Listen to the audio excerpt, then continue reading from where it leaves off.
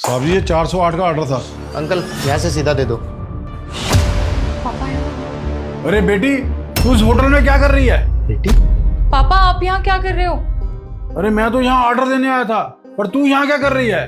और तू तो कह रही थी कि मैं कॉलेज में जा रही हूँ। पापा मैं अपनी दोस्त से मिलने आई हूँ। अरे ऐसी कौन सी दोस्त है तेरी जिससे मिलने के लिए तुझे इस होटल में आना पड़ा? पापा आप नहीं जानते उसे, वो बाहर रहती है। वो इसी होटल में रुकी थी तो मैं उससे ही मिलने आ गई। तो तूने बताया क्यों नहीं घर पे? अब तू अपने माँ बाप से झूठ बोलेगी? मुझे नहीं लगा कि ये बताना इतना जरूरी है, तो नहीं बताया। अच्छा तू मिला मुझे, कौन है तेरी फ्रेंड? पापा छोड़ो ना, क्या करोगे उससे मिलके? ज्यादा ड्रामे मत कर, मुझे सब पता तू क्या कर रही है। तू जल्दी बता दे मुझे, तू यहाँ किसके साथ आई है, वरना तेरे लिए अच्छा नहीं होगा। वो पापा मैं वो साहब जी आप मुझे बता सकते हैं मेरी बेटी यहाँ किसके साथ आई है? देखिए अंकल, ये आपका फैमिली मैटर है, आप खुद देख लीजिए ना। साहब जी मैं एक बाप हूँ और मुझे पता होना चाहिए कि मेरी बेटी क्या कर रही है। साहब आप मेरी थोड़ी सी मदद कर दीजिए। अच्छा रुकिए, मैं चेक करता हूँ।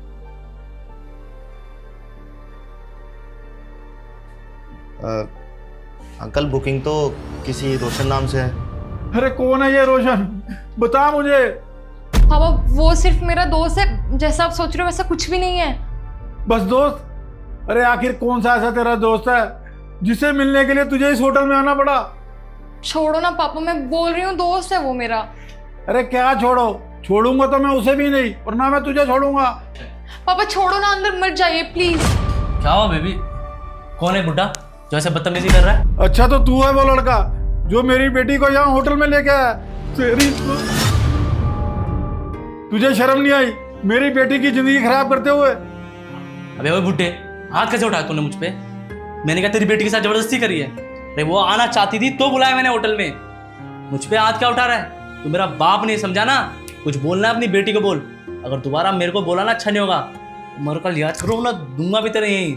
सही कह रहा तू, तो तुम्हें लगता ही क्या है, जब मेरी बेटी ने मुझे धोखा दे दिया तो मैं तुझसे क्या ही कहूँ। सभी लोगों ने मुझसे कहा था कि अपनी बेटी को ज्यादा छूट मत दे।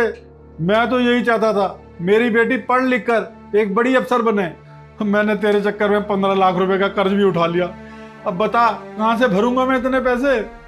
अगर तूने नहीं पढ़ना लिखना था तो तू मुझे बता देती, मैं तेरी शादी करके तुझे तेरे घर में भेज देता। तूने तो मेरी सारी उम्मीदें तोड़ दी और मेरा पैसा भी बर्बाद कर दिया। अंकल अब आजकल तो नॉर्मल बात हो गई है, बच्चे अपने माँ बाप को झूठ बोल के उनका बेवकूफ़ बनाते हैं और यही सब करते हैं। घूमना फिरना, कॉलेज से बंक मार के बाहर जाना। अब वो भूल गए हैं ना कि उनको पढ़ाने लिखाने के लिए उनके माँ बाप कितनी तकलीफ उठा रहे हैं, कितना पैसा खर्च कर रहे हैं, कितनी मेहनत कर रहे हैं। ये लोग शायद ये बात समझते नहीं है कि ये मौज मस्ती ना इन्हें सिर्फ बर्बादी की तरफ लेके जा रही है और कुछ नहीं। बच्चे अपने माँ बाप को झूठ बोलते हैं, उन्हें गुमराह करते हैं, उन्हें धोखा देते हैं। ये सब ना अंकल आपके छूट देने का नतीजा है।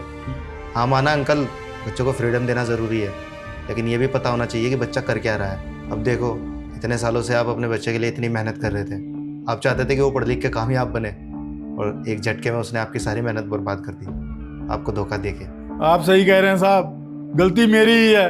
अब तुझे नहीं पढ़ना लिखना ना तो मैं तेरी शादी करवा कर तुझे तेरे घर भेज दूंगा। जहाँ इतना कर्जा हो गया, थोड़ा कर्जा और सही। अब तू चल मेरे साथ।